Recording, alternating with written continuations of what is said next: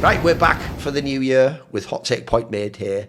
And as always, not only are we back with our takes about CS, which luckily, actually at the moment, we're going to get to have on this first episode. It's going to be more like room temperature and everyone just be chilling because everyone just spent the last month raging their tits off at like, not every single one, but I'd say out of the top 20, about 15 of the placings or something. What I love about the top 20 is people will forget this detail. It used to actually be very popular back in the day, and it was really only who was number one that people went crazy about. What's mad is I knew they were fucked this year when it was like, by the time it was about number 18, people were doing that thing already like, but that means 2 of these people can't be on the list. The whole thing's corrupt. Like, bro, we're on like 18 over 20%. So anyway, I already knew, boys, like, this is how you know in CS, even though we have player breaks and everyone needs time off, no one wants time off in esports. Everyone wants to go hard as fuck on the internet every day of their lives. And every opinion is war. And when no one's just being like, oh, I prefer this player in a video game. It's like, you're corrupt. He's obviously not as good as he. I like the way we've actually radicalized everyone in esports. Like, no one's normal left. So at this point, this show is just like normal at this point. It used to be really out there, really edgy. And also, I have a quick question before we start, which is this, Maui. Do you know what the new hater take is? I said it as a joke. Oh, what? They mean it for real, though. They go, that Maui's just addicted to hot takes now. They make it sound like because you had that one taste on this show, you've gone crazy and everything's hot takes now. Because have you noticed that they just claim all your takes are hot takes now? I have been seeing. I mean, I think the worst part of my whole winter break was reacting to every consecutive top 20 placing. Right. When I would just get angry, I was like, if I said this guy should be higher, this guy should be lower, why is Heavy God not on the list? Then I read the replies, I'm just like, okay, I need to turn Twitter off for the day. Like, I'm supposed to be enjoying my holidays. Okay. It was, and then also for whatever reason, the irony of that, Maui, they think that you're the one rage baiting them, but actually their opinions rage bait you. That's the best part. Well, I mean, it's because the rest of my life was going so well, right. Except for that. Okay. Also, what was kind of crazy is that I felt like public perception of me around the time of the major was very positive. I thought it was like really, really good. It was almost kind of hard to find the implication about me then. That like he's implying that Heavy God not making the top 20 like ruined his Christmas. It's so mental, but it's so true. I get it. I mean, now every single tweet that I make is probably 7 angry Vitality fans saying God knows what about everything I say. It's ridiculous. I mean, I'll just tweet something about, hey, a new event is happening, and someone says, I fucked your mother last night. I'm like, well, it's not even relevant. Like, I'm just talking about who's playing a PGL Cluj Napoca in this tweet. That's like, how it is. It's really gotten to that point, hasn't it? Sure. That's how it is. I tweet about anything, and there's like a bunch of Brazilians or Albanians just, oh yeah, fuck you, yeah, Brazil is the best, Keota, whatever the fuck they're saying, right? By the way, that is probably the most obnoxious, because as we're saying, it's not even the ID, is it? It's like you just, essentially, it's like that conversation you were in ended, and then you're just still stood around like when 2 different people come, and you're like, yeah, but fuck you for the other things. Like, why are you still here? Like, it's a totally different post. Like, the worst thing is, when I do it, boys, is I'm fucking stupidly tweeting League of Legends and CS, so I get people from the other game tweet like, that's not even the tweet, is it, you lunatic? Like, I'm not talking about League of Legends now. I know, like, how are you going to rage? Fans just coming at you for a Zywu take. Like, what are we doing that's like the level I'm on me. Like, yeah, right, you shut up. My favourite one, though, by the way, we'll start after this. My favourite version of a stupid tweet, Maui, though, goes like this. It's like new school CS fans who will actually sometimes tweet at Thorin, of all people. They'll go, you're so unpopular now in League, you've tried to go to CS. It's like, oh God, that take is actually the craziest.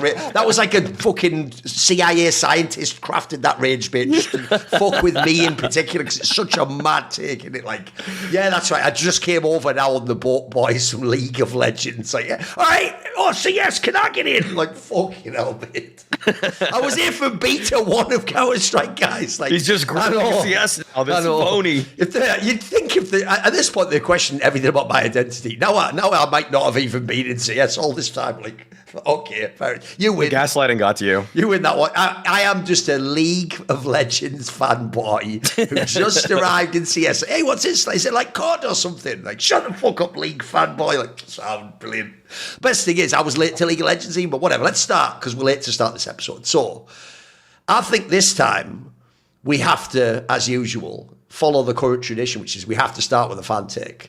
Because what I love now is fans have figured out the meta, guys, is what I appreciate. They've started doing, they're actually, because you have to realise, in the same way as every commentator secretly wants to be a player and every analyst wants to be a commentator, every fan secretly just wishes they were on these shows. Like, it is that meme, you've probably seen it before, people say about like Joe Rogan. You know the one where it's a meme of a kid and he's sat there next to like a TV with all like people in it, and he's like eating ice cream with them, like, yeah, as if he's like in the conversation, but he's just at home on his own. Like, low key, that is what podcasts are. Like, if anyone's watching Talking Counter, part of you just wishes you had a mic that you could press and go, well, actually, Yanko, I think that, but you can't. You have to just listen passively. You don't get, so on our show, some would say this is questionable leadership. We've decided to let you have a mic that you can open and say shit to us. So here's the first take for this week. Oh, yeah, by the way, if you want to submit a hot take, go and subscribe to the Last Free Nation Discord. There's a channel, it's called like CS Hot Takes. You can also technically, under the same subscription, do on the League of Legends one, and there's other shows that we have, etc. But anyway, this is obviously the main one you're going to care about. Right, listen to this, boys. This starts like quite and this is such a mad take, but listen, Nixon says Apex is not even a top 3 IGL. He just has such a good team that they would have won the major with Chopper as an IGL. I just start there, boys. I'll put it out there in the world. What do you think of this take?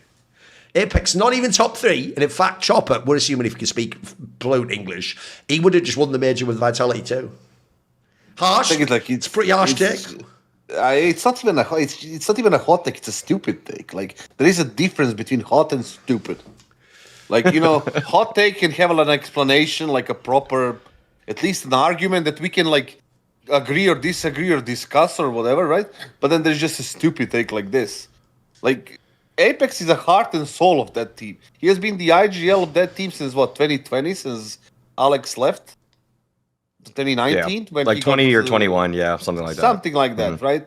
And then he took a break. Then Apex took over. They had all these like lineups and all this like development story, including him personally as an IGL growing and leading and, you know, changing the players left and right and finding success with different lineups and ultimately getting the best possible lineup that he needs. If you look at it, Flames, for example, Messi, even though Messi is like the anchor of the year, which I completely disagree, by the way.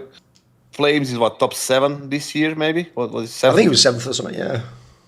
You know, outside of Robs and Zywo, those two players are like, not like your superstars or star players. They're good players, right? And then he needs to be the one leading that team. And we all know the stuff that he was saying about the coach and how much he contributes or not contributing or whatever, which leaves you to think that he's doing a lot of things on his own as an IGL. He's not only the top 3, he's the number 1 IGL. Not, you know, saying that he's not even the top 3 is crazy enough without an explanation, because who can you put as a top 3 without putting him as one of the per second or the third? I don't even know. We talked about it on the last show. What was it, Alexi? But Maui said he was the IGL. I mean, other people would probably say like Fallen, Blitz. These are the names people are usually picking out. Yeah, but still, like, Fallen, we discussed it. I don't want to get into that shit again. I mean, we saw what we saw in the last year, in the last few years, since 2020, when it comes to Fallen and he's IGLing. Blitz, yes, of course, he had success, but that he had success with the same as Apex. I think Apex is easily the number 1 IGL right now, and the IGL of 2025. I mean, I already said it. Based on, if you look at his character development in the last 4 or 5 years, team development, success, different lineups, struggles, changing players. They used to play with RPK, Misuta, Kyojin. Like, remember those players? Like, you know, and then they developed into this. They brought in Flames, it was Pinks, it was like Alet and Messi, and then all of this. And success after success, tournaments after tournament. They won the major in 2023, but he was IGLing 2 more. And it's like 1 more, and then he won 1 as a non-IGL as well. So, for me, he's by far the best right now at what he does. Is it going to stay the same in 2026? I don't know, but like, it's just a stupid take. That's all. Who submitted it? Nixon. Nixon. More like Dixon. Not your best work, but it's all good. It was freestyle. We're warming up to the he's just trying to freestyle from a bottle there. No, it's all good. Go on. Fine. So, I mean, this is just it is a bad take for a handful of reasons, and to even say I'm not a fair-weathered Apex fan. In 2024, when all they won was Cologne, I still voted Apex as a top 3 in-game leader on my HLTV ballot for best leaders in Counter-Strike. So it was pretty obvious to me that he was really the player or the captain that was pushing them to even have some results. Because I mean, I just looked at that Vitality roster of 24 and thought, I mean, you never really know about all the communication that happens, but he was clearly holding people accountable. And I think even if you go back into statistically some kind of interesting parts about Vitality under Apex, back in 2021, when they had Kyojin and Masuta on the team, you look at the whole year and their CT side is better than their T side, but you looked at stretches of tournaments and there'd be tournaments like ESL Pro League where their T side was like 10% better than their CT side on Nuke. So this was that's crazy to me that he was able to get Kyojin Masuda to look like serviceable T-side players on Nuke, which was so difficult at that time, by the way, versus even when you watch them on CT side, when I'm pretty sure it was like Shox also. Shox, Kyojin Masuta, and Shox was in like the twilight years of his career at that point. This was a team that had very little individual skill beyond ZywOo, and yet their T sides were better than CT sides on arguably the most tactical map in the pool. He's been a great caller for a really long time, and to downplay that is just at this point there's really no defending it. It's pretty much just an indefensible take. I think Richard was one of the last guys that was holding out on he didn't believe in Apex even into the like 2022 or maybe even 2023. But at this point, the proof is beyond reasonable doubt that he is an exceptional captain and even at this point a great tactician. Yeah, the problem with this take is I actually get why he's done it, though, because I actually do think if we're ever talking about how with IGLs and coaches, it can be tricky to figure out like what they've done, etc. Like obviously in this case, if he thinks Chopper can do it. By the way, I think the Chopper part's the most key part about this take. I doubt this guy thinks Chopper's a genius. He's just implying that like essentially anyone with basic calling skills who could speak English would be able to call it. So that implies to me he sees Vitality as quite simplistic, or the players just do everything, which I think is mad. So to me, the real reason I think this take exists, it's a bit like what you just said about why I think Richard was like initially like touch and go on whether Apex will be a great IGL. It's people who are over-indexing on what the narrative of Apex, the player before he was an IGL, was. Because he was literally the player who like was one of the most hardcore entries ever. In fact, in the French scene, they used to call his role the meat, as in the idea you just throw a bunch of meat out that a bunch of dogs attack, and then you kill the dogs is the analogy, which is like brilliant. Okay, so it's not even like you run in and get a couple of kills and we support you. It's like you just run out there like bait, basically, and then we just shoot everyone who shoots you. Like, because that's the vision of what he did, and he played for so many other IGLs. People's assumption is he must just be brain dead. Now, normally that's not a terrible assumption. I do know some entry players who are just sort of like, it's why they fit the role. Like their character is just like, yeah, just like give me a gun, I'll run there, I don't give a fuck. Like, but what people have realised, I hope now with Apex, is he just hadn't ever attempted to develop the other side of his game. Partly because he had great in-game leaders and he had other players who played the and that his whole role was having streaky aim and running in and shooting people and having the confidence stuff. But what we've seen is that was a long time ago now, guys. Like remember, as your point now, bro, he took over in 2020 as the IGL. So that means we're talking like 6 years ago, and we're taking a narrative from then and saying like he has to be the same. No, in fact, one of the things I think is quite cool in his career, it's why the whole Extaz thing is quite tough for me, because he developed with Extaz and he played most of his career with him. He only had that brief period with Zonic for like 2 years, basically. In fact, it wasn't even fully 2 years. So to me, they clearly developed in tandem. Like they obviously have some sort of like a synergy and understand each other and how they work and stuff. But as Kassad did there, normally I would say Kassad's doing that that thing where it's like, it doesn't matter what he did in the past, mate, because he's talking about right now he's not top 3. But actually, I do think in this particular case, the value, if the guy submitting the take thinks, well, look how good Vitality is now, anyone could do it. No, that's why it's valuable to do what you guys just did, where you ran through each of the years, because the key thing is, he didn't have these rosters the whole time. In fact, you could argue his rosters started pretty bad, like you're saying, Maui. Like, his first, people forget this, even in 2020, when they were coming second loads of times, that was when he had to lose, like, as we're saying, people like Masuta was in the lineup. Shocks, who I can tell you at that point in time isn't a top player, but is a troublesome player to deal with. Remember, they were having to, like, psyop him, bro, that he designs the pistol rounds or something mental like that, so he could think he was like the mini IGL. Like, that's a real thing they were doing in this team. And then also, everyone will forget this one, that they used to do that thing where they used to, on certain maps, bring, like, Nevera, fucking Scream's brother, to just AWP on those maps only. Like, that, they were making that work. Then in 2021, where eventually at the end of the year, we were on LAN, they were actually very good with a mega scuffed roster. As you say, Kyojin was a terrible LAN player. Masuto, unfortunately, was decent on LAN, but wasn't that good on LAN. So you look at those rosters, and he already was cooking. Like, that's why in 2021, you already get a hint, like, actually, maybe this Apex guy's got some fried gel in me. Like, his rosters are way better than they should be when you look at the teams back then.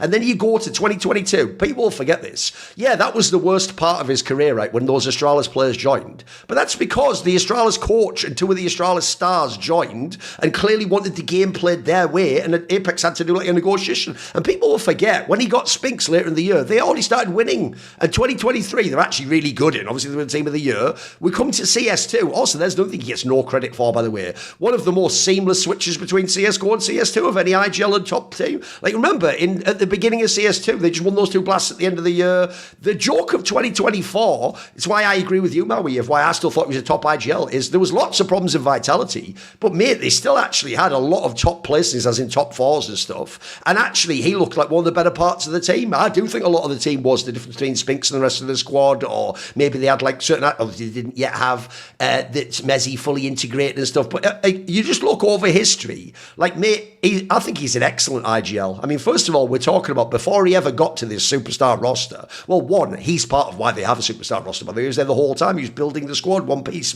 in, one piece out. Secondly, he worked with totally different rosters, and I would say with every roster he had, with the exception of the initial Dupree and Mega squad, with every other roster he overperformed. It was actually really good. Maybe, yes, in 2024 it was a slight underperformance. That was the one year where it was more questionable. But like I said, in fact, I'll frame it differently. Here's how I know Apex is not just an IGL, as in tactics isn't all IGLing is. Because, mate, that's how I know he's a great captain. He still had that Vitality team in the second season of 2024, capable of almost winning every tournament. But I can tell you internally, when you know that story, which is true, by the way, that Spinks wanted to leave or didn't like the way things were done or wanted someone kicked, and you have the move, people don't know how bad this is in squads. When the org comes back to you before a player break and goes, sorry, there won't be any roster moves, mate, there are teams of amazing players would just collapse completely after that. You'd have ninth places and people would be just phoning in the game and giving.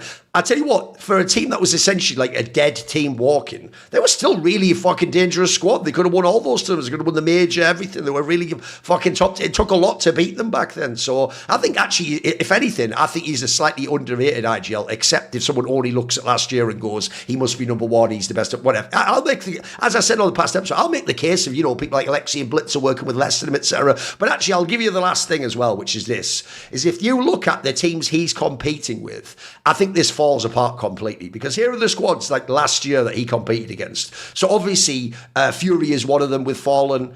People can make the case Fallen's good, blah, blah, blah. By the way, I would argue Fallen actually has more raw talent that does their own thing than fucking Apex does, as Kassad accurately pointed out. Even Vitality fans, boys, weren't loving Flames and Mezzi that much all the time. There was times where they thought they're just all right players. Like, that's one area I do think people have completely exaggerated last year's Vitality. They act like it's like a Hall of Fame super team. It isn't even vaguely. Like, if anything, I think it's one of the best actual, like, role-based teams ever. It's more that everyone suits their role than they're the best player in the world. Like, as you pointed out, Kassad, you could make a case there's plenty of anchors better than Mezzi. There's entries and openers better than fucking Flames. Like, essentially, the only ones who in theory and paper are the absolute best is Robson and Zemu. That's it. And in this case, I would argue Apex. I think he's also one of the ones that gets to be in that category. And then lastly, I also think a key thing as well about the idea of being a captain is I do absolutely think this team, the reason the personality blend works is because of Apex. Like, think about the others, right? Mezzi is a mad chill guy. Flames is a silly guy. He's a guy where it just doesn't seem like anything gets to him. Zewu, by the way, can actually be a bit of a moody superstar, as in if he's not feeling it, he's out of the game, he's disconnected. Rops is a guy where he's not going to speak up a lot, right? Apex is the heart of this team, boy. He drives this team. You've even seen, I actually genuinely think, this is a hot take for you, I think Zewu's career would actually be way worse if he didn't have Apex next to him this whole time, mate. Apex is also like, I'll give you the analogy. You remember in the movie Ali about Muhammad Ali? They have that character that Jamie Foxx plays, who's like the hype man of Muhammad Ali, who gets him in the fights and keeps him up and does all the rumble young man. He does that for Zewu. Like, Zewu doesn't just, this is the thing people don't get. Zewu isn't some donk, simple psychopath who wakes up every day like, I must dominate everyone in the game. Sometimes he turns up and you can tell he's just sort of like chilling the first 5 rounds, and Apex literally turns to him and goes like, you have to fucking do something or we're going to lose the game. Like, that's actually mad valuable. That's, by the way, Chopper wouldn't be doing that. I can tell you right now, I see Chopper just sits there and go, that's a big beard and then fucking doesn't shoot people, like whatever, go to Ali, your turn, mate. Like, who knows what he fucking does? Also, by the way, this take is terrible because Chopper just got benched for fucking Magics. Like, even Spirit doesn't think Chopper's a top 1 fucking IGL in Spirit, you idiot. So, no, I think this take is ass. I get, like I say, if I do a really simplistic cartoon version of CS, if you just think this is a brain dead IGL and he just fluked into it, I'd just say, like, have you really been watching CS the whole last 5 years, mate? Because as we pointed out here, this is actually, if you unpick his history, it's actually got quite an impressive coaching story. Like, I don't think he had rammed lineups the whole time. In fact, if anything, Maui, I think he deserves this super team lineup. I think he earned it. He earned it from all those hard years. I mean, Apex is just, I mean, it's nice to see how the cream rises to the top in Counter-Strike for that reason. I mean, the best players are generally rewarded when they're paired with good in-game leaders, although, unfortunately, sometimes they overlook how good their in-game leaders are. Sure. A la Nico. However, with Apex, I mean, yeah, he's earned every right to have a team this strong. And I would even say, I mean, it's pretty clear he made the team a lot stronger because Mezzi was never a top 20 player in the past. I mean, we knew he was good. We knew that Flamesy was good on OG. Like, these were good players that he made into excellent and I would say, you know, all Counter-Strike world-class players. It's a total difference in Mezzi under a, what was it, Dexter-led Fnatic lineup versus Mezzi in an Apex-led Vitality lineup. And it's completely different when it's Flamesy playing with Nexa on OG versus him playing with Apex on Vitality. The players do get better over time, sure, but it's just leaps and bounds different watching those two guys in particular who were, for my money, maybe lightly overqualified role players when they had a meddling, maybe top 15 IGL in the world to having now the world's best. Let's also not forget, like, the fact of Vitality as an organization in the whole thing. Like, they're a healthy organization, right? Unlike some others, right? They always face some problems. They always have incompetent people making decisions they should not be making, acting like they are, like, you know, smart and they know everything, when in fact they're just idiots who used to play video game, and then based on that, and they know someone and they get hired into a position that they should not be in, without any experience or expertise in the matter. Vitality is a solid organization that is providing a good environment for the players, and especially supporting, you know, Apex in his development as an IGL. They never turned his back on him. They gave him, like, you know, over time things that he wanted, and when it comes to Apex as well, I feel at least that he's a type of a guy that you know you are what you're on, you know, when you stand with him, right? If he doesn't like something that you're doing, he's going to be telling you, hey, listen, what the fuck are you doing? Like, hey, you need to wake up. You need to fucking focus. You need to, like, do this better and this better. And this is, like, whatever, like, shit. And other IGLs, they don't do that. They will smile at your face. They will tell you, like, nice words. They will hold your hand, tap on your fucking shoulder. And then when the game ends and the practice ends, they go on Steam chats and fucking talk behind your back. And that's how teams fall apart. I feel like Apex, he isn't doing that. If he tells you something, like, if he has something to tell you, he'll tell you. And that's why people, you know, that people should be appreciating that more rather than, like, you know, being all friends and, you know, fucking picking flowers and whatever the fuck they're doing together. I mean, all the girly stuff, I don't know. whatever. At this point in time, we just learn to say whatever. So it's all like, okay, Wowie, what do you think? Yeah. This guy needs to listen more than he talks. So what do you think? Well, first thing I have to say is that this message is sponsored by Raycon and that it's the new year. So it's a perfect time to get yourself some new earbuds. On flights, most in particular, I've been using the Raycon Everyday Earbud Classics. First thing, again, I'm going to keep saying it on every show that we do. Battery life is amazing. I mean, it's 8 hours straight without a single charge even needed. So I don't even have to think about it. And on airplanes where, I've used different kind of earbuds in the past, I just feel like I think on long haul flights, the whole having to put it back in the case, wait a little bit, then I have to get it back out the case, check the charge on it. I mean, it's just kind of a pain, right? So getting to use it for 8 hours straight with clear sound, easy to wear, good for music, podcasts, watching a movie. And on top of that, I love how fast it charges too, because I put it for, if I do need it for longer or I forgot to charge it, let's say, then you put it for 10 minutes in the case and you get 90 minutes of playtime. So you're getting 9-to-1 practically on the amount of time that you're charging it. Let's say you just need it for that last 30 minutes. I mean, just put it in the case for 5 minutes and you're going to be more than fine. So, yep, they block out distractions while still feeling comfortable.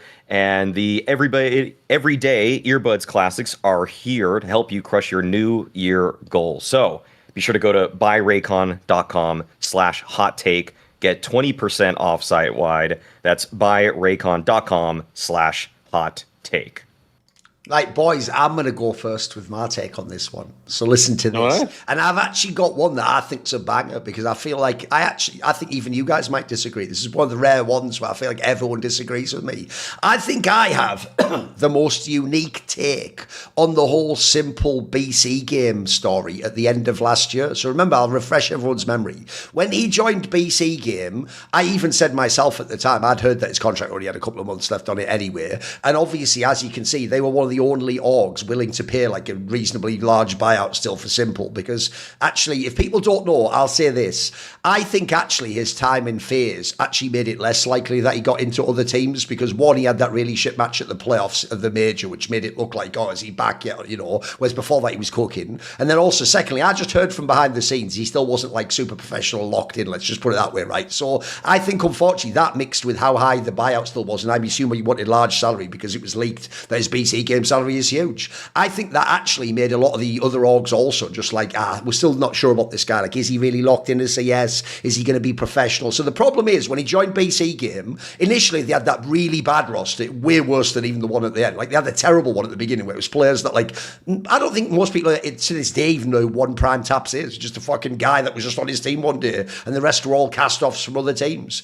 Remember, for the first, like, solid month and a half, he cooked. He was just going fucking super hard. His rating was amazing. He looked like he was mega locked in all the games, but it was the online grind. He was just playing every other day an online BO3 in like 17 different online cups and tournaments, and it really did look like initially, if you were a Simple fan, he was doing what you hoped. He was grinding. But then the problem is, everyone remembers the following things happened. One, it was rumoured that he preferred to play Dota, and people looked into it more than CS. Two, he literally just stopped playing games. There was times towards the end of the year where they just had, it might even been like the Andu guy or whatever had to come back to stand-in. Like, they had someone had to be the stand-in, and instead of simply didn't even play some of the officials. And people basically heard like, oh, he's just given up again, and his number, and also when they got electronic, his numbers went completely to shit. He went from like a massive, like a 1.29 rating player to like a 1.0 whatever. Like, he just became a humdrum player again. So it was a mixture of like, oh, I guess Simple doesn't actually care. Like, it's proved, if anything, he's not going to grind. He's not going to make his way back to the top of the scene. So this is where my hot take is going to be fire, because I think actually, if you remember, I'll give credit, it was Moses who built this narrative against Simple that goes, it's not just that he has to like join a team, he has to go to tier 2 and grind and prove that, like, he's earned his way back into the scene, and then he'll get an offer from a top team, right? Here's my problem, and it goes like this. The actual other info that was leaked over the last 2 months or so, I think totally makes it not a big deal at all. In fact, I think it makes it irrelevant if Simple indeed did tap out and not care at the end of the year. Here's why. Because the rumours, it wasn't just recently when they bought this saw. Like, the rumour recently was they were trying to get the Astralis core, and then before that they were trying to get the Heroic core. And if you go back months and months ago, it was even implied they were also trying to get the Gamer Legion core at one point in time. Basically, the story, I think, is actually different than what was presented publicly without rumours. So the story publicly without rumours is, here's just the squad, Simple's back, let's see if he cares based on how much he grinds. I actually think the story, if you put the rumours together, goes like this. It was implied to me, though, as soon as he joined BC.Game, that BC.Game probably told him, like, look, hang tight, just play with the people we've got for now, we'll get you a core. And they spent the next 2-3 months trying to get a core, and they were unsuccessful initially. By the way, part of it will be some of those teams didn't want to sell themselves. Maybe some of them thought they could qualify to the major, or maybe the price wasn't high enough, they were trying to drive it up. Also, at the time, it's the end of the season, coming to the beginning of the next season, a lot of people are going to be bidding for cores. That's why actually some of these squads are going different places. Some are getting picked apart one by one, some get the whole core going. So obviously a lot of these orgs are being like trying to pump the price up. So if you think of it from that perspective, if you're Simple and they really told you, hang tight, in a minute we'll actually have a real team and we'll just go to lands and stuff, you would grind in the beginning. You'd be like, right, I'll get my skills ready. Let's see, maybe at the end of the year, I'm going to get a couple of small lands, or maybe, who knows, maybe there's even a miracle. It's like possible, like qualify to the major by getting a decent corn and winning it, right? If that's the scenario, and then someone eventually tells you, look, bad news, we're actually not getting the core this season. Like, basically, there's going to be like 2 more months, but we're not going to have the core, and all we're going to do is these online cops, right? In that scenario, besides the Moses angle of, like, you've got to earn your way back and prove you care about the game, actually, do you? Does it fucking matter how you perform in a bunch of online cups at the end of the season of 2025 when you will never attend a real LAN? They went to some small bullshit Swedish one, if you remember. That was about it. No real LANs, no chance to attend the major. No matter what you do at the end of that season, you're going to go into a player break. They're going to change all your team. You're not even building up synergy with teammates. They're going to change all your team. It's only electronic, newest recruit, by the way, before they saw players. And you're going to reset anyway. So at that point in time, in my opinion, you've already shown you actually can play the game like that if you want to. You even did grind when it was bullshit for the first month or so, even though if everyone remembers, he used to grind, carry all these games, then because it's online CS, you'd have to like lose to a random like Russian mixed team and just face that, and then every fanboy's going, lol, he doesn't win every single game online. It was like, he could never win anyway. So my point is, if you actually consider the idea that the project didn't actually deliver what it was supposed to, which is to quickly get back to lands and then as a result be playing, even if it was with a bad core, at the real land tournaments, which is probably what's Simple. Because my problem essentially is this. I agree with the Moses angle if you want Simple without having grinded to be signed to like FaZe Clan, a massive team that should win tournaments, or some other top team. You imagine if you'd got a Team Liquid or something. Yeah, I agree with Moses. You probably should prove that you're willing to play and you're not going to tap out and drink fucking alcohol and drive a Ferrari and play Dota. But BC.Game isn't fucking FaZe Clan, bro. Simple is BC.Game. So in that scenario, this is my take. I actually just don't think it's a big deal that he tapped out at the end of last year. Like, he's got the core now. I assume he won't be tapping out now, by the way. I reckon he'll go hard as fuck now. He's already going to be at the Krakow. He's already at that line, if people don't know, because they crept in on the numbers. That's why they bought the saw core. I assume from now on, he will just actually play CS2 properly, and it won't even be a big deal. So there you go. My hot take is I don't think it fucking matters that Simple tapped out at the end of BC.Game. There you go. I wish I had like this inhaler thing, because like you took copium to the fucking next level there. Yeah, it was good, wasn't it? But it's weird. I should definitely get like some sort of a fucking stipend from Simple for being like his like PR spin doctor or something. That's true. That's pretty good. It's a good angle, wasn't it? I don't know. Conducted this whole story from the start to the beginning to justify or rationalize his, what you call it, tapping out. The truth is, let's start from the start. And I said it before. Counter-Strike needs Simple. We need Simple. Sure. He brought people in. The people were tuning in for him into the game and started to play the game because of him. Because he's the Michael Jordan of Counter-Strike Global Offensive. He is the scumbag guy with all the success, with the fucking stats, with the moves, with the personality, with the fucking, being a jackass kind of mindset. But that's him. He's that guy in CSGO. CS2, he's not that guy. He's just a random somebody, right? The thing is, like, I mean just playing wise. Yeah, of course. It's not comparable, sure. Game wise, not like as a personality. obviously he attracts a lot of people watching his stream and stuff. But your story doesn't also justify the fact that they brought electronic. Like, it's not like some guy in BC.Game woke up and like, oh yeah, I'm gonna take electronic. It was Simple who brought him. Like, it wasn't fucking some random dude who works at the esports. Oh, certainly, yeah, sure. BC.Game, right? The thing is, like, he was playing Dota in the middle of the official games for BC.Game. Like, that's confirmed. If you go to his profile and you match it with the time of the game where the BC played, he was in the fucking game playing ranked Dota, right? So he was farming at the beginning, maybe because he was motivated after phase to play. But the truth is that he doesn't look motivated at all. Like, even if you watch his streams, he's playing Face It, he's like kind of trying, but not really all that much as you would expect from somebody like Simple. Michael Jordan would never give up. He would fucking grind, and he did grind till all the way to the Washington Bullets or Wizards, whatever they were called back then. The thing is with him, I just you think he's gonna wake up now? It doesn't matter the last year, the end of the last year exactly. So coming into the Krakow, playing with Mutiris and fucking Electronic. You think he's gonna be doing like some crazy stuff and like having the extra motivation? Like, for me, hey, listen, Mutiris is a top 4 IM Cologne IGL. Of course, that's I mean, obviously, and he did win that 1v4. He did win that sick 1v4. Definitely the snap tap or whatever. Snap tap. Shout out the assist to snap tap for that one. 30%. Never seen anything by the way, before after that. You know the sad thing, Maui? Unironically, they should have just paid him and made a commercial with that round. Look, if this fucking like old Portuguese boomer can do this, imagine what you could do. Like, exactly. That was the best advert ever for it, wasn't it? I know, like. It really was. It really was. Crazy. So, like him getting into 2026 with Mutiris and fucking Electronic, who ruined like 87 different lineups. It's true. Like, it's just gonna be. You need to be better than the prime CS:GO Simple to carry those people into any kind of success. And also, if the rumor is true, if you are Simple, if you are the Michael Jordan of Counter-Strike, and you're getting paid 100,000, 80, 115,000. I didn't put it here. I don't know. Kasad, I'll admit, on Snake and Banter, I'll always say everything. To make my case stronger, I did leave out the part where he was getting paid like 100k a month, and he was like, I don't feel like playing CS. Like, I did leave that part out intentionally. It's all good. I mean, it's all good if you are getting paid that much. Listen, that part doesn't look good. I'll admit that doesn't look good, Kasad. The idea that at the end of the month, you're like, look, I know I was playing Dota, but can I still have the $100,000? Like, fucking on me. At least play it. I know, come on. At least play it and he phoned it in. He's not even phoning it in. He's phoning to say, I'm not playing CS today. So yeah, like, and then he's just in Dota, like, lol, oh, I've just got fucking wind wave. What are you doing? He played Dota, he made like $3,000 from that day, right? Like, it's true. Okay. That's that out. Yeah, I hadn't thought of that. If you break it down by day, it does get worse, because that's true. If you're a normal human out there who works an office job for like $3,000 a month, I understand where you might feel a bit resentful towards that. He's like, 3k today, not really feeling it actually. What's going on in Dota?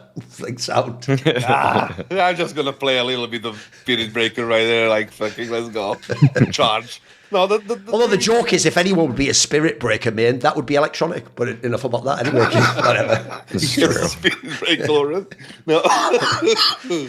The truth is, as much as I want, not as much as you when it comes to Simple, but I never want could be. Simple. I want Simple to be back. I want him, but it's too late now. And the lineup that he has in 2026 is it's worse than the previous one. By the way, that is, I'll even admit that, Kassan. I do actually have like a mild mental illness at this point, or obsession. Like, I genuinely would if I got like a genie and the genie was like, now careful, you only have one wish. Be like, I've already asked for Simple to come back to like Navius, but like shit, they're like, no, Authority, you can do anything with it. You can change history. You can I'd just like to choose Simple back to Navi, please. Like, whatever you want then. I spoke to Emmy. Oh, he was the coach of BC.Game, He was the coach for BC.Game for a few months. Now, I don't know if he's lying to me. He usually is not a lying kind of person, but I don't know. I didn't confirm it or anything. So he told me when he was like removed or whatever, I asked him like, did you what happened? He said like they wanted me to stay. I don't know if it's true, like, but I said no because I can't work in that type of environment. Okay. And I asked him like, is it like what's Simple like and like what's this and that, and he just ... And that's it. Like, he didn't tell me any stories, but I could read between the lines, right? So for me, it's kind of hard to want somebody to like come back if he doesn't want himself, right? If he doesn't want to do it, if he wants to play for 100K stream for 20,000 people, go do it. Fuck it. Like promote CS. Do it. You're gonna attract people, and you take $1 million a month. I don't care. Take 100 millions from the fucking gambling companies. Take all the money that you want. But at least be honest to yourself and be honest to your fans and be who you are. Like don't do that shit. Like it's beneath you to be like playing Dota in the official games. Like it's beneath a statute like fucking GOAT. Like GOAT doesn't need to do that for me. And I don't see them succeeding in 2026. At least not with this lineup. It's terrible lineup. Terrible. I don't see this BC.Game lineup necessarily succeeding, but I would just tack on a little addendum hot take to this one, which I didn't really think of until you brought this topic up, is that, I mean, based off of how Simple played at the very beginning of BC.Game, and now that he has a roster that's going to be attending LANs, I would say that by the end of the season, and this is the take, is that I would say Simple in 6 months is going to be considered an obvious top 10 opper in CS2. Oh, there we go. I think he's going to. I think he'll obviously be a top 10 opper. But then I think a lot of people are going to chime in the comments and say, "Well, a lot of people, can you even name 10 good oppers in CS2?" And I would even say the obvious retort to that is then, well, shouldn't a top 10 opper deserve a tier 1 team? I feel like that's where I'm headed with this one. I don't think that there are, I think we've all had the discussions on other platforms whether, there's really any good oppers past Shiro, Molodoy, Monesi, Zaiwu, wonderful, sure. Torzi, I guess you have six roughly good, really, like I'd say good oppers, but then it just falls off so drastically. And by the end of the season, with Krakow, with maybe a couple other invites here and there, I'd say that the world is going to just say, yeah, Simple's a top 10 opper. Is the motivation there? Blah, blah, blah. But then it's just like, I just want his environment to be a bit better. I think that this BC.Game situation is probably the most harmful to his productivity. The fact that is he, I mean, 100K a month is just such a ridiculous sum of money for anybody from in the world, period. Like, I don't even need to, I could just hard stop it there. But on top of that, for him coming from the background that he does too, and living the life that he does, and living it so lavishly, and also for him to be so laissez-faire about what he does with his free time. Like, is he still really getting paid that when he's dodging matches, playing Dota, barely showing up? Like, if that's the case, then this to me is just a failure on BC.Game's management to actually make sure that he's held accountable to fulfill the most basic responsibilities as a professional player. But I don't have any doubt that if he gets the opportunities, he's going to be regarded pretty highly in the world of snipers in the game. Ooh, what do you think of that, Kasad? Listen, obviously I agree with that. So what do you think, Kasad? Is he gone too far with this hot take there? I mean, yeah, when you think about it, like, it sounds crazy, right? Because you named, what, 5, 6 oppers? Yeah, six of them. And then you have these so-called oppers like Sampayas, 910, Ultimate, whatever. Like, I don't even know who. No, that's the sort of list. Yeah, Brokey. There's not that many people left, mate. Whatever, right? So you can put Simple at 7, right? 8. But you can also put him at 15 or 17.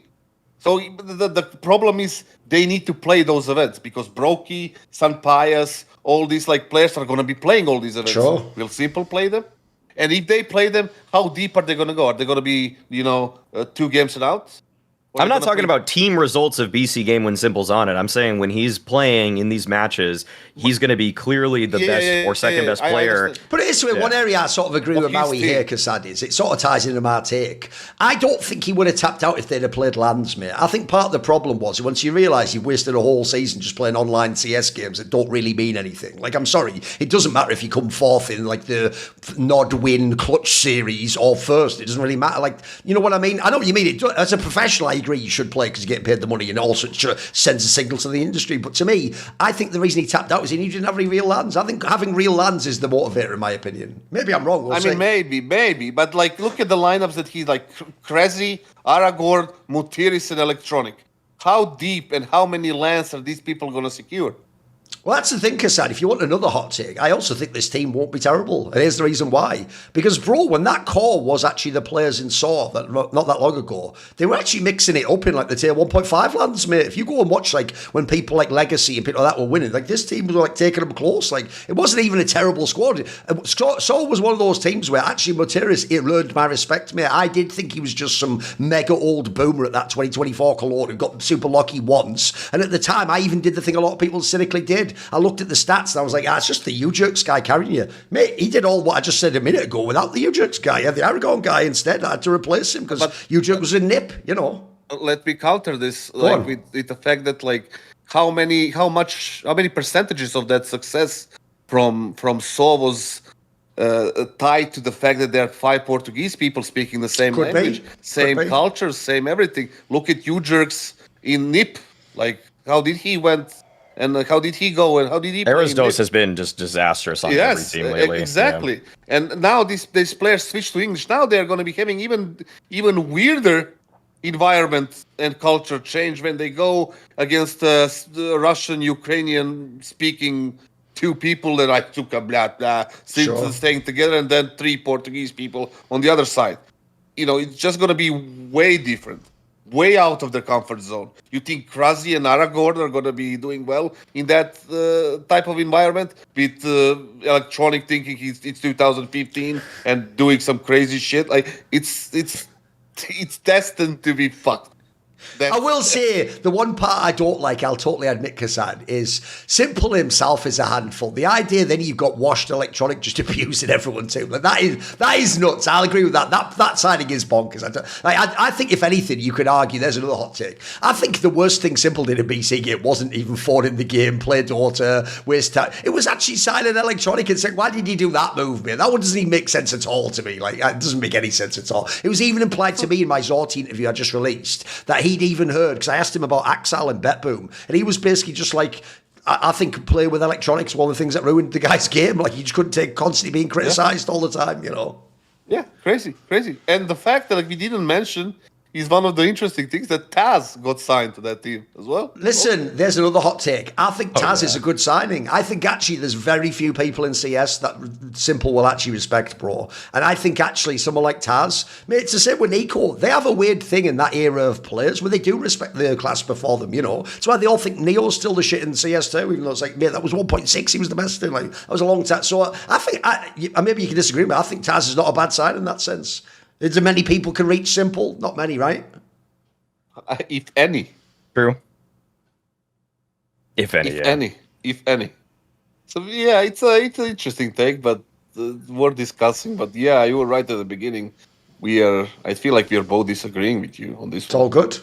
Listen, me and the GOAT will stand alone back to back and then defeat you all, except the joke is in 3 months, I'll turn around like, wait a minute, well, why am I here on my own? And then the GOAT's just off playing Dota, like, sorry, Farron, I'm not feeling that battle right now. Like, anyway, but can I still have the 100k? Chase, thanks for the 100k. I don't really disagree with the take, by the way. I think the take is just, it does matter. I mean, it looks really bad for Simple. It kind of wasted the last 6 months, but it's still, what do you mean, like I said, I think he's still going to be $500 million. Exactly. That's true. Actually, you're making my case for me. Exactly. He's doing great. What are you talking about? One of the most profitable seasons season for him. Listen, there'll never be a tier 2 online player paid that much ever in history. He's done a fucking great job. In terms of effort to pay, there's not many gigs nowadays that are really better than that. And it's, by the way, I'll even totally admit, as I said before, I purposely left that part out because it makes my argument look like shit. The idea, he's just like, $3,000 today, not feeling it anyway. But can I still have it though? Can I still have the 3,000? Like, fucking hell, mate, come on. How far gone are you that doesn't even motivate you anymore? Like, you know what? Don't need it. Anyway, what's that? Oh, I'm just going to get my Ferrari and drive and play Dota at the LAN cafe. What are you talking about, mate? You lunatic. Crazy. Maui. Okay. I mean, I have one take that I feel like is just, I don't know if I really want to hate this guy. I just think that they put him in a horrible situation. I don't think this is his fault. Where's he going here? Well, I just watching Aurora, it's, people are like, give him time, sample size is low, whatever. I just think that it's going to be pretty obvious by the end of the season that soulfly is just not what Aurora needed at all. Like this is, I feel like I was trying to expand this to a larger take actually. So maybe I'm being a little too reasonable right now, but it's just, or a little too reserved actually would be the better way to put it. I just think so. Okay, by the end of the season, I think everybody is going to regard soulfly as a bust. I think everybody's going to regard soulfly as a total bust for Aurora. He was super skilled on Sangol and the Fire Flux lineup, but like this is a guy that was basically the Xantaras of those teams. Like he played, he's playing all the best rifle spots, and then watching him yesterday play against Hotu and putting up a 0.79 rating. Like, dude was so uncomfortable on every position they put him on. He had like some little moments, basically, if it's a late round situation. But in terms of just playing standard CS in Jota spots, this makes absolutely no sense. I think that I hope what I hope happens for Aurora is that they begin to not point the finger at their own players who are skilled, but then realize that this is actually kind of like Major and Faber's fault. Like they're actually just kind of ruining this team. But it just, I mean, I've talked about it before also that this is just what the fate of Turkish Counter-Strike is. It's a necessary evil that you have Major on your team because it doesn't seem like they can work with any other captain and put any sort of coherent lineup together. But I think that wrongly, actually, usually this would be me. I'll be honest, this usually would be me, but I'm not turning on soulfly here, okay? Like I turned on Zwei, like I turned on Kai, like a few other players in the past. I think this is just completely Aurora's fault. I think Major's fault for probably bringing this guy or even vetting this as well as a decision. But I'm going to say the hot take is everybody will regard soulfly as a bust by the end of the 6 months. What do you think, Kassad? I think, is it even a hot take? I don't know. The thing is, I was going to talk about Aurora as well, but about, the actual change and the fact that Meyer is still there for some reason. I don't know. Yeah, that's the main thing. That's why I'm not mad at soulfly. Sense. We have these, teams that are, giving the IGLs to, these hybrid, type of players that turn themselves from a player to IGL. And we are justifying that on one side, for example, let's say Spirit now, back in 2020, Apex or whatever. And then all of a sudden we have to accept the necessary evil of Meyer, if I'm an Aurora fan, just because they cannot work. Who says they cannot? Did you try? Did you try? Captain? Oh, are you talking about? Yeah. He means I think they did. I mean, there was a little bit of the back and forth before they became that good Eternal Finder lineup. Undecisive and playing with Emor and Alex. I'm not counting that. Like that shit. This is the lineup that is completely misused. We have that Jota guy or Jota or whatever his name is that benched himself because he wouldn't take it anymore. You have Xantares and Vicadia full of firepower. Even Voxic is not a mouse sports Voxic. He's still good enough. He's not close to Molodois or Monesis or anything like that, but he's all right. He's better than Brokey. And you have Meyer, who is ruining all of that. With his... It's not even like his individual performance, which is abysmal by itself. He's going to pull up a clutch somewhere that's going to get his contract extended for another 3 months. Other than that, he provides nothing in the game individually. And then on top of the fact, he's misusing his players completely. Slowing them down, not using their own strongest sides at all. Tactically, they're looking bad, always grouping up. Doing the fucking 2014-15 Counter-Strike, which is not working anymore. The default meta, instead of loose freestyle, individualistic, playing on timings, reactions, forcing reactions of other team people and playing on those, having your individual stars, going for the fights and timings they feel, rather than just grouping up and executing it to oblivion, where the others are waiting or the players who know what to expect are waiting and just kill you. In the most crucial times, not to mention the anti-ecos and all this shit that they're losing. And the map pool is crazy bad as well. Now they have a newbies back, so it might be a little bit better, but who knows? Now they don't have the VK. That's the only thing that's saving this team in this season, in my opinion. The fact that they got Anubis back is just like that's their saving grace. Who guarantees they're going to be the same team as True. They probably won't be. Nobody guarantees that. They don't have the same lineup as well. The Anubis wasn't played for 6 months. You need to get back to it. By the time you get back to it, the season is almost over. So the clear choice there was Meyer to be cut. Like it's beyond me that people are blind to it. And they are tied to this delusion that he's the only necessary evil that they're keeping him just because they try it. It cannot be worse than this. You have people in their prime shooting hard as fuck, equally hard as donks and not donk, but like you know what I mean, like sharp players. And they're getting the results. My counter hot take for that is that Aurora won't win a single thing. Not A, B, C, or D tier event with this lineup. Or unless they kick Meyer. Until they kick Meyer. Put it this way, we've done like a double take here. Right? Do you have an angle on the soulfly thing though? Do you think he'll be like a boss? That was the main take? He's going to be a sacrificial, is it lamb? Yes. You can call it, yeah? He's going to be that one because when he doesn't perform because he's misused, he's going to be, it was a mistake, this guy. Let's recycle another Calyx or something. So yeah, I agree that it won't be his fault, but it's completely Aurora, Meyer, Fabre, or whatever, like who is running the show. Put it this way, I actually do agree with both takes. I agree with the idea Aurora won't be that good, and they probably won't win anything, even though the Ubis is back. And actually, I do think effectively this wasn't the right change, and actually Soulfly won't do any things they hope for. Basically, one thing you both sort of talked around here is because they clearly in this team won't have the hard conversation of should we fire our IGL and coach. I'll always add the coach in there too, by the way. Like, sorry mate, you doing anything? Like, what's going? Do you not have any responsibility? By the way, you'd think the coach would want the IGL fired. Surely you're the guy who should know if there's someone out there who could do this job, etc., etc. So anyway.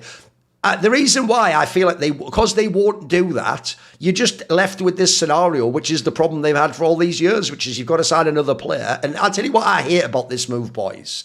I actually think this move is very similar to them signing Jota. It's the same thing. What you did is, this is actually some really bad GMing. This is how teams used to recruit in Counter-Strike in CS 1.6. When your team doesn't win as much as you think you should, and you think one player's numbers aren't good enough, you don't go, what role does he play? Get someone who's good at that role. You just get the next best player from your country and make him play that role. Like, because here's what I don't get. Does no one remember Jota before this team? He was pretty fucking good. He had like some nice skills, but the problem is he was more of a star. When he was playing in the rest of the scene, he was a star player. I think you've done the same thing again. The reason I don't think this works is, one, I actually think Jota, look, his numbers weren't great, but he was all right. Whenever I watched him play, he looked okay in the game. And I think in his team, he just had none of the fucking good roles. Like, I think if you put him into a different squad now, he'll look really good again. So I already think you didn't use him well anyway. You were just trying to make a skill stack. And I think you've made the same mistake. I think you've brought in a guy who, when I looked up the stats, brought in his past team. He's the guy with all the opening attempts. You don't get to do that in Eternal Fire. That's Santara's motherfucker. Like, you ain't doing that. Like, you're going to be in Jota's spot, which is like you're just in the middle of the pack sort of a player. Like, you're not going to be doing much. And then I'll even throw in, here's the ultimate irony. Because they probably couldn't know Anubis was coming back, Jota's was one of the better Anubis players in their team, actually. That was even one of his best maps. So it even like double whammy doesn't work. So one, I think actually it won't be an upgrade. I actually think Jota was all right. Two, I think they've got bigger problems than even Jota and Soulfly. So they clearly do have some leadership issues and how they use the rest of the players. Because what I think sucks is, in my opinion, this is the totally wrong way to GM. I think this is the most obvious team I've ever seen. Must just try a different IGL. I think all the rest of the players already were the best Turkish players. I think they've nailed it. I actually think within the context of how they play, most of them were even doing a fairly decent job. Like, remember, someone like the reason why someone like a Jota is never going to look good in an Aurora Eternal Fire is because, bro, they're not playing some super systematic style like Counter-Strike. What they're doing is you're playing almost like hyper-pog CS, and I can tell you the guy who gets none of his roles and none of the resources in hyper-pog CS looks shit because he's just left out to dry and he's just the one who gets nouts. Like, the reason why people like Mezzi and stuff look amazing is because they're in fucking full structures, bro, where they actually like interact with people, and you're using talent. They weren't doing any of that. So essentially, I think this is like the fakest fix I've ever seen for a team. And I'm with Maui, being as I haven't seen soulfly do it yet, the big lands. Jota was all right, mate. I don't even know if you'll clear that bar. So I agree with both your takes. I could see Aurora being really underwhelming again, and this not even changing anything. It's just having the same problems as before. Yeah, the thing is, like, for me, I don't even care about that much about Aurora at all. Like, it's like, it's just a shame.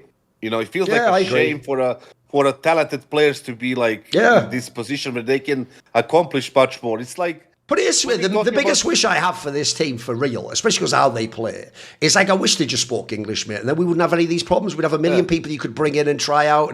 Because the problem is when I look at their style, can it really be that necessary that you have to have like your native language to do this style? It seems implausible to me. You know what I mean? Like I feel like surely you could play this style with just English. Like they all do speak basic English. By the way, I've been to Turkey. Like loads of them speak basic English. The joke is in Turkey, all of them even speak fucking Russian because it's all Russian tourists, etc. So, like, surely you could play a loose style like this and have Zantara's Ferrari pick people in English. Like, what am I missing here?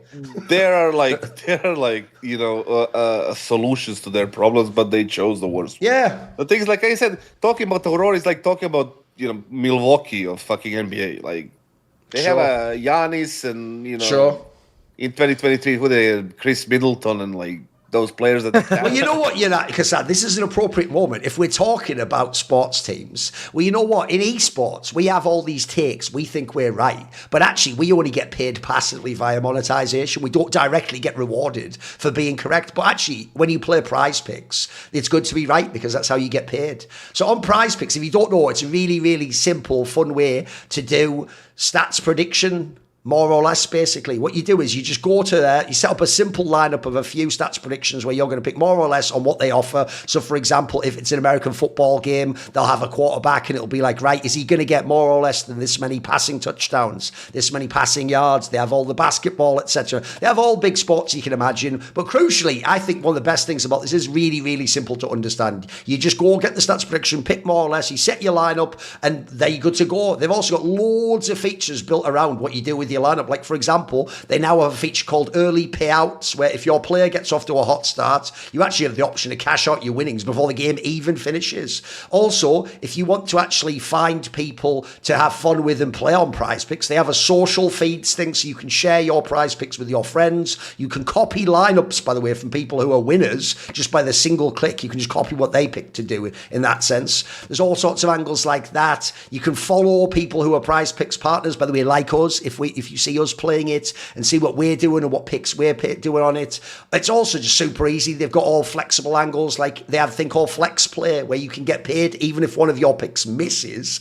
And if you want the biggest payouts, you can go for something called Power Play, where no matter your play, this is the way to take your skills and test them to the limit. So super easy. It doesn't take much time at all to make an account. You can do it because that's it. It's just you pick more or less on a bunch of stats projections. It's really easy to do that. You can also, if you're a fan of one player, you could just do all the projections for him. You could do Steph Curry for points, 3-pointers made, assists. You can do all these angles if you have a favourite player. It's really easy. So download the Prize Picks app today and use code HOTTAKE, all one word, to get $50 in lineups after you play your first $5 lineups. That's code HOTTAKE to get $50 in lineups after you play your first $5 lineup. Prize Picks, it's good to be right, as indeed it is. Let's do one last take, because you have to give us your hot take. We'll end the show. All right. Nobody talked about the big dogs. Let's talk about the big dogs and the changes they made or haven't made, or And I decided I had so many like ready, but I saved them for the next episode.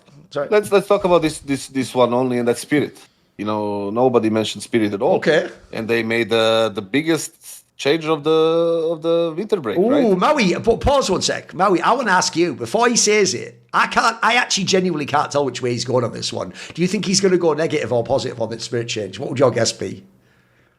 The smart money. I would go. What's your vibe? Man, with Kassad, it's tough sometimes. This is a really hard one. That's why I'm asking. Kassad is genuinely more negative in reaction, but in takes more positive. Okay. So I'm going to say he's going positive. Oh, okay, right. Go on then. What is it? The smart money goes on negative. Oh, okay, right, okay.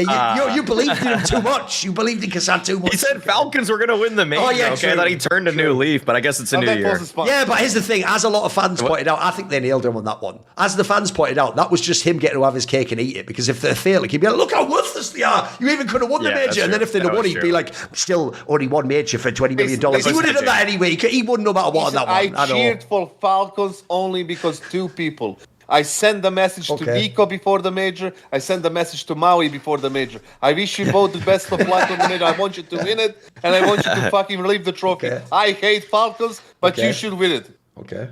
Just for the record.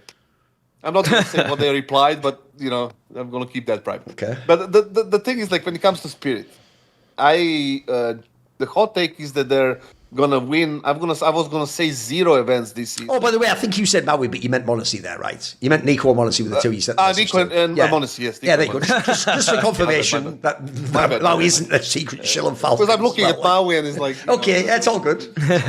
He's the Monacy of this show. Yeah. Yeah. Exactly. And then Baby goat, baby goat. Yeah. The thing is, like, with Spirit... I was going to say they're going to win 0 events in the first season. Fucking I was hell. going to say the fourth why? year. Oh, yeah, wait. But then you would go like, yeah, it's too long. Okay. You can do the whole year if you want. It's a good hot take. I dialed it down and I put it as a mild 1 event a season, any of the events. Doesn't matter, like tier A, tier B, whatever. Just because of one player that's donk. Because you cannot count donk out of, like, to say that. Okay, so Donk's still going to steal a trophy no matter what. Yeah, he's Okay. going to steal a trophy Okay. because he's donk. Okay. Because I don't understand what is happening in that team right now. And first of all, I'm not really confident anymore about recycling players. In my personal experience, that was a mistake. If somebody had warned me about recycling players is bad, I would have listened. I wish somebody told me, and it is always bad. Because let's be honest, there was a reason Magix was kicked. Sure. He wasn't kicked just because somebody woke up and just, we need to swap Magix. He played bad for multiple occasions, on multiple events, consecutive period of time. He had a good major final. We remember that. He won stuff with them. And that kind of pushed them into this false sense of, like, confidence towards him or something. Like, I don't even know how to explain that or how to actually formalize it. But the thing is, like, with him and bringing Zontix back and Magix as an IGL, and then Tadir is there, they're practically having three anchors, right? In a sense. Which means that Magix is going to take the pack role. Yeah, he's probably going to be an entry, right? Yeah. But the pack role, which he never played, never felt comfortable. And on top of that, he's going to be the IGL, which he never been. Never, had a chance to kind of experience that outside of Chopper. And I will not even count the junior team or whatever, because that's ridiculous. And now he's going to be put into that position to what? Win trophies for who? For Spirit, for Donk? Now the expectation on Spirit is to win a lot, right? If you don't win a lot, you're not going to be considered successful if you have Donk, right? So there is a massive pressure on his shoulders, on the role that he never did, on the position that he never played. For me, that's mental. Even Apex, who switched from a player to the fucking IGL in 2020, he kept his roles. He was always an entry. He was always aggressive. He was always that guy. And in these situations, he's also playing that type of roles. Some of the rotations too, but also aggressive roles. Magis, he was a full defensive anchor, like a hard anchor. And now he's been forced into this pack where he needs to call in the middle of the round.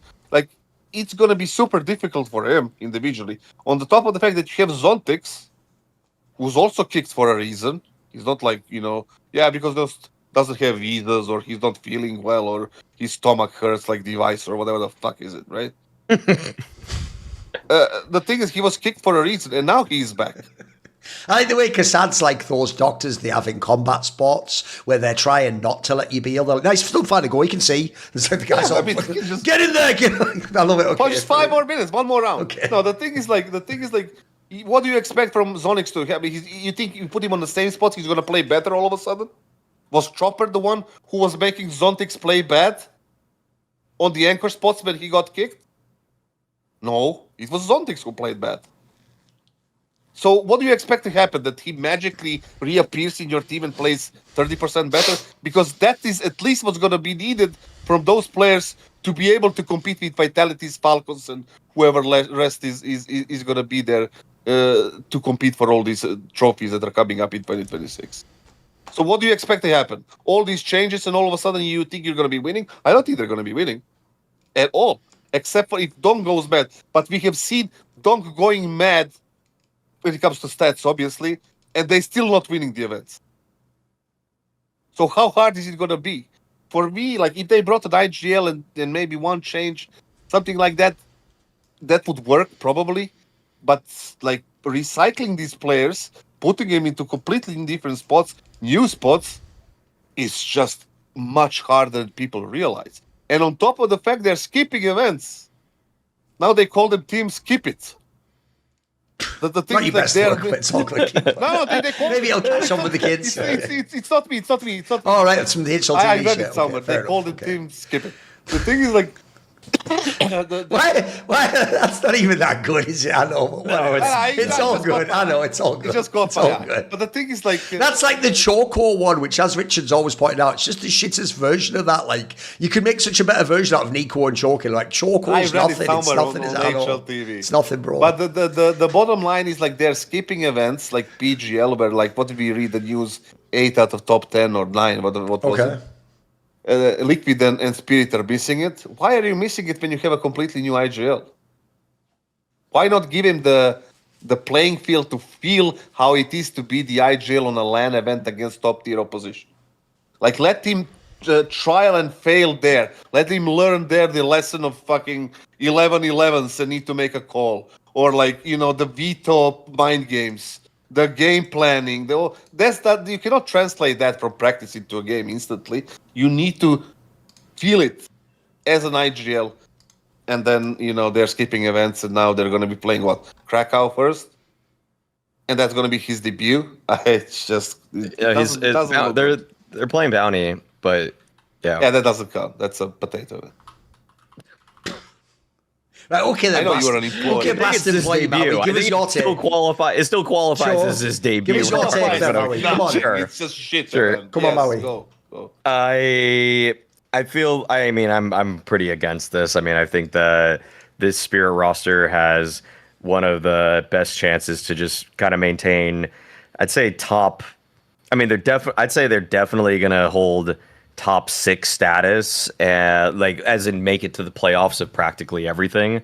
I'd say. I mean, I don't think that the Magic's move will go as seamlessly as I want it to go, but in terms of the players per roles now, it's an interesting point that Magic's didn't really play pack roles, but on a lot of the entries for the team as they were breaching bomb sites, they sent him first a lot. He wasn't lurking while they were doing that. Like, he was one of the dedicated like execute entries on site hits. So he could just, I mean, I don't think that's going to be too difficult for him. And I mean, if it's me just judging, would I rather have Chopper or Magix in those kinds of situations? I'm gonna take Magix today, and I'm also gonna take Zontix over Zwei by a large margin. So I'm pretty high on this roster, not to necessarily win tournaments, but to find a bit after maybe the first 2 months more consistency than the previous Spirit roster had last year. So I'm not on board with them being, I don't know. Are you saying they're going to be worse than last season, or just that they're not going to win? I'm just saying they're not going to win. But you're saying, like, they're going to cement or, like, be top 6. Like are you? Yeah, are you I think. Well, I think like, top 6 is pretty easy in this field. Yeah, it's pretty easy when you have the best player of all time. Yeah. So I think, but right now they're not. I mean, what Kazad said is top 6 isn't enough, though. Yeah. How can that be top Right. 3 is not enough for that team. Right. That team needs to be a contender in the finals every single fucking time, at least top 4. Okay. Well, I'd say that's best case. I mean, that's a that's a better case. I mean, I'm saying that almost minimum they're going to be top 6. So I see top 6 with optimism that they can actually become the top 2, top 3 team maybe if Vitality stutters, then there's a possibility that they overtake them. But I'd say of the teams right now, and if I judge their firepower and who, I'd say Spirit firepower alone should be now a top 3 team. I'd say that the only teams that are really, like, Vitality's still one. I might even make the argument that they're better than Furia because Shira's better than Molodoy, Donk's better than take any rifler on Fury, it doesn't matter. And maybe Fury is a little bit more well-rounded, but I would say that Spirit have the higher highs. So I would rather be a Spirit going into like a major or Cologne pretty soon. I got to see how Magic's plays out, but I'm really high on this roster. I mean, I think they made good moves in general, and I think Zway 100% needed to go, and then the Magic's one is a bit more of an experiment for me. It's just the way I have to now do the same thing where I'm going to agree with Maui. So I'm just going to watch the reaction cam from Casado. Anyway, if you didn't like Maui's take, you're going to hate my take. I think these moves are banger. I actually love these gambles, and here's why. Because first of all, one part everyone's forgetting, they've just shown you, is Chopper hasn't gone anywhere. You can just bring him back in like 2 months if it doesn't work. Like, if the Magic's move is trash, but Zontix is fine, you just bring Chopper back. It's like, welcome back. Like, you had a couple of months off, but we'll reset the squad and we're back to... That's one thing I actually think is OP about Team Spirit. I think the most interesting thing they've done in terms of GMing is no one gets kicked or leaves the org. Like, actually, at the moment, they sort of wait and see, actually, maybe in the next season we bring this person back, as they did in this case with 2 people. Also, the key thing for me is, I'm sort of a hater, like that first guy, but for Chopper instead of Apex. I'm sorry, I do think Chopper is one of the players where I have a really hard time, no matter how many fucking games I watch, no matter how many things I hear from their coach, and I have a really hard time seeing what great calls he's making. They just look like really simplistic calls that are just enabled by probably the most OP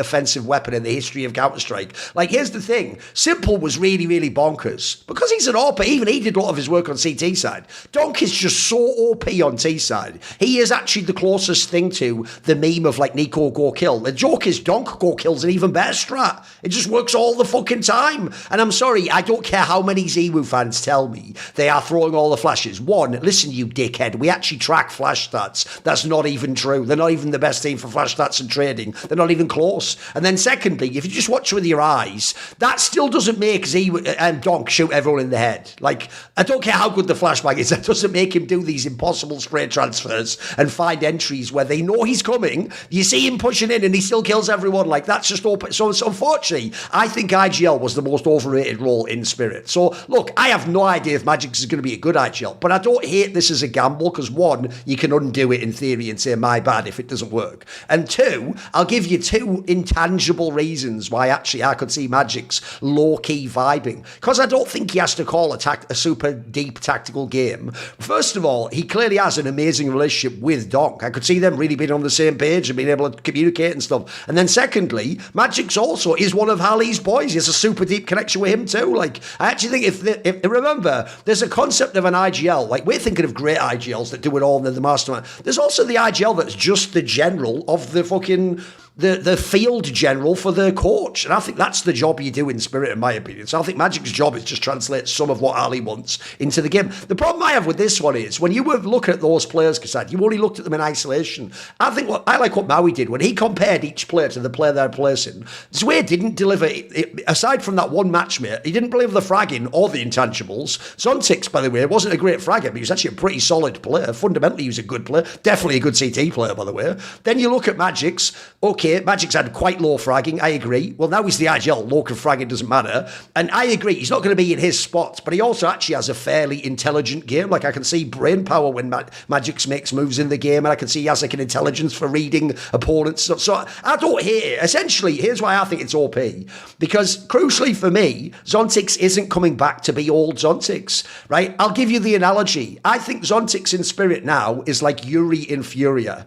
Yuri used to have to be a top player, and that's why he was questioned because could he live up to the levels of the K Seratos? Could he carry it? No. But I'll tell you what, if you make him like your fourth best player, bro, he's going to be OP in some games. You can have a game where he's just going to carry and just do fucking well. So I actually don't hate this at all. I think it's not that bad a move. I think what they tried with this move is you don't hopefully disrupt donk at all. The real player, by the way, who I think has to level up, isn't even any of these. It's just Tanir. If Tanir steps his game up, Shiro's a guaranteed player. He's never going to be better than he is, but he's a really rock solid player. Donk also seems like he's unfazable. He just does whatever he wants anyway. If Tanir actually frags, if this move allows Tanir to frag more, the other two just have to make the rest happen. It's not. I don't think they have to do anything hard. So I'll go one further.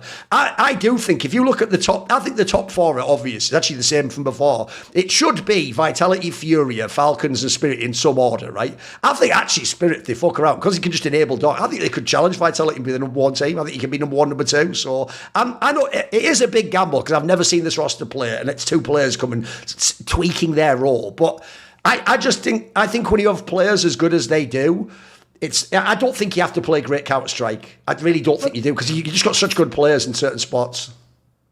There's so much thing that doesn't make sense to me because, like, if you wanted to gamble, like you said, like they can bring the chopper back. When you bring somebody back, it's like gluing the broken plate together. Like, the things are gonna crack through. Like, it's just it's not gonna work. The thing, if you wanted to gamble, why didn't you just gamble with fucking Kyosuke then, and then put him in a lineup with Donk?